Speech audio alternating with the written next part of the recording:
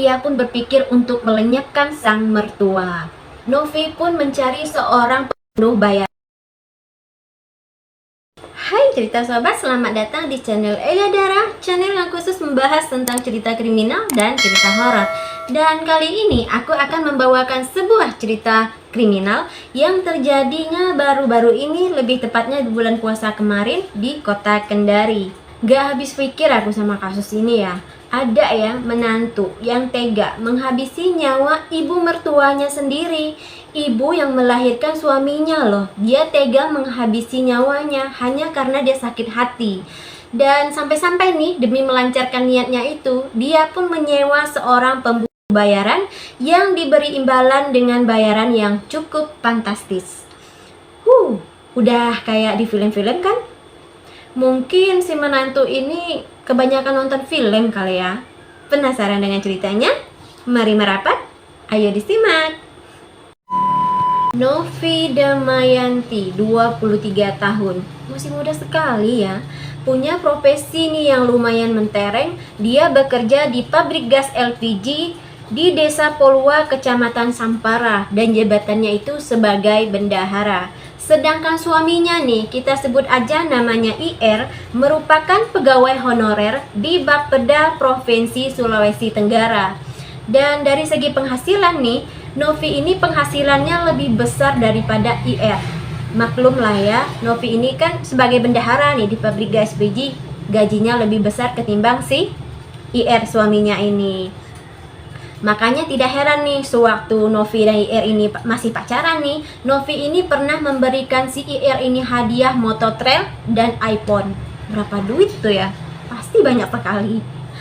Dan usut punya usut nih ya, ternyata sewaktu mereka masih berpacaran nih, si ibunya IR nih sempat tidak merestui hubungan mereka. Tetapi pada tahun 2022 mereka pun tetap menikah. Dan setelah menikah nih, mereka pun tinggalnya di rumah orang tua IR. Dan namanya rumah tangga, tinggal di rumah mertua, sudah pastilah ya banyak dramanya. Mertua perempuan, menantu perempuan, jarang sekali ada yang akur. Bener gak? Ya kan? Dan itulah yang terjadi kepada Novi dan sang mertua. Mertuanya itu bernama Mirna. Akibat dari perselisihan mereka itu tuh berdampak juga kepada hubungan rumah tangga Novi dan IR. Mereka pun jadi sering bertengkar. Novi dan IR nih jadi sering bertengkar. Mungkin karena mereka sering bertengkar, cekcok, IR pun menjadi tidak tahan. Dan pada tahun 2023, kurang lebih setahun kali ya setelah mereka menikah, IR pun mengajukan gugatan cerai. Tetapi Novi ini pun menolak, dan karena Novi menolak, mereka pun tidak jadi bercerai. Tetap tinggal bersama lah kan mereka di rumah orang tuanya IR itu. Karena si IR ini mengajukan cerai nih, Novi pun berpikir dalam hatinya, jangan-jangan nih lakiku ini pengen cerai dari aku gara-gara dihasut nih sama mamanya. Pikir jahatnya si Novi nih. Semakin hari Novi ini pun semakin benci kepada sang mertua. Hingga suatu hari nih, kebencian Novi pun semakin memuncak. Dan dia pun berpikir untuk melenyapkan sang mertua. Berpikirlah ya gimana caranya untuk melenyapkan sang mertuanya itu. Dan entah dapat ide dari mana nih, Novi pun mencari seorang pembunuh bayaran. Dapatlah dia seorang pembunuh bayaran bernama Muhammad Firmansyah alias Cimang. Novi pun memberi Cimang ini imbalan 75 juta rupiah. Dan Novi memberinya uang muka nih, DP-nya 10 juta rupiah. Dan sisanya nanti nih setelah si Cimang ini berhasil selesai menghabisi nyawa sang mertua. Dan selain itu tuh, Novi juga menjanjikan uang 4 juta rupiah setiap bulannya selama 3 tahun. Wow, banyak kali ya uangnya Novi. Coba untuk beli rumah, ya kan? Lalu mereka pun membuat sebuah rencana dengan skenario pembunuhan begal. Dan pada hari Minggu 7 April 2024, Novi pun membawa sang mertua pergi ke pasar dengan alih-alih untuk membeli kebutuhan dapur. Mereka menaiki mobil berdua saja, Novi yang menyetir. Dan saat sampai di Jalan Madushila, Kecamatan Poasya, mohon maaf jika salah penyebutan nama kecamatannya, Di kawasan kantor DPRD Kota Kendari, Novi pun memberhentikan mobilnya dan di situ Cimang sudah menunggu. Dan saat Novi setelah memberhentikan mobilnya nih, Cimang pun langsung ke mobil mereka dan menghabisi sang mertua. Lalu Cimang pun mengambil emas sang mertua dan juga ponselnya. Dan setelah sang mertua benar-benar dipastikan meninggal ini, Novi pun langsung menelpon suaminya dan mengatakan kalau mereka itu kecelakaan. Dan setelah itu Novi pun menelpon polisi juga, tetapi pengakuan Novi ini berbeda dengan suaminya. Dia bilang mereka kecelakaan, tetapi dengan polisi, saat menelpon polisi, Novi itu mengatakan kalau mereka dibegal oleh 4 orang pria. Novi ini dipukul, sementara sang mertua itu ditusuk dengan senjata tajam oleh para pembegal tadi hingga sang mertua tewas di tempat. Begitulah keterangan Novi kepada polisi. Dan setelah polisi datang nih, polisi pun langsung mengamankan lokasi TKP. Dan Novi beserta mertuanya itu pun langsung dibawa polisi ke rumah sakit. Dan di rumah sakit nih, disitulah benar-benar bisa membuat kita geram lah melihat si Novi ini. Di rumah sakit itu, dia menangis sejadi-jadinya, menangis histeris.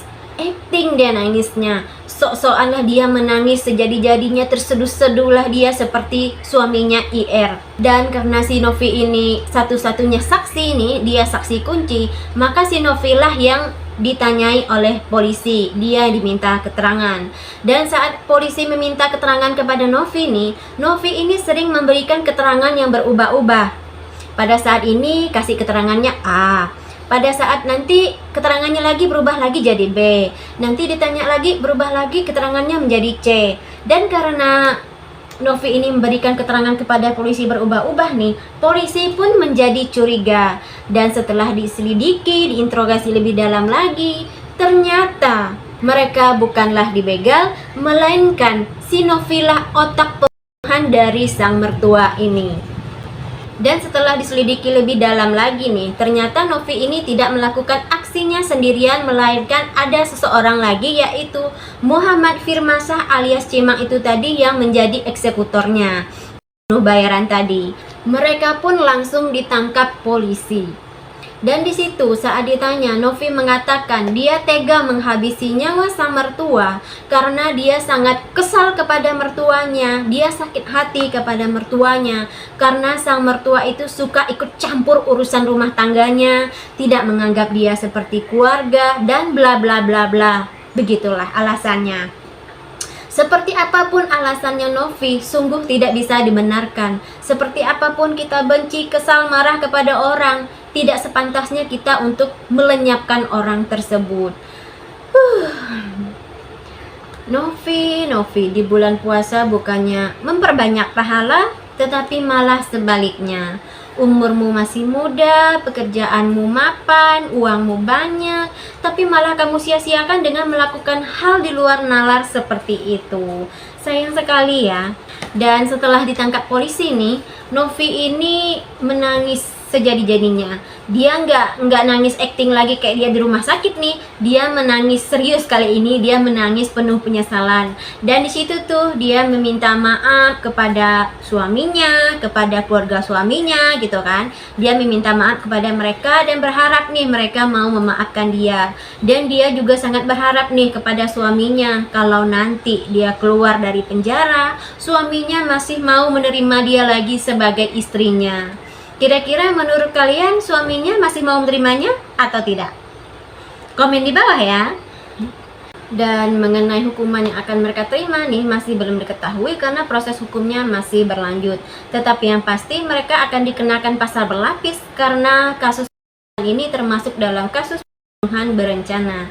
Dan dalam kasus pembunuhan berencana nih, hukumannya tidak main-main, maksimal adalah hukuman mati. Saat pertama kali aku melihat berita ini ya Tuhan lindungi kami, jauhkanlah kami dari hal seperti ini. Amin amin, amin amin. Jangan sampailah, karena kan aku ini juga seorang menantu perempuan.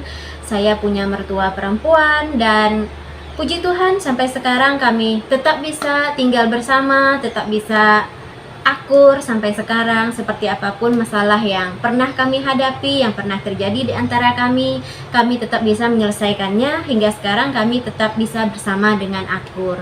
Dan aku berharap bahwa kalian semua di sana yang masih tinggal bersama mertua, tinggal bersama ipar, tetap bisa tinggal bersama dengan akur, jauhlah dari perselisihan, kebencian, dan hal-hal yang menakutkan, hal-hal yang menyeramkan seperti yang terjadi di kasus ini. Amin. Pada CSA 4 kemarin kita ada yang membahas tentang hubungan menantu dan mertua, tetapi tidak menjadi seperti ini.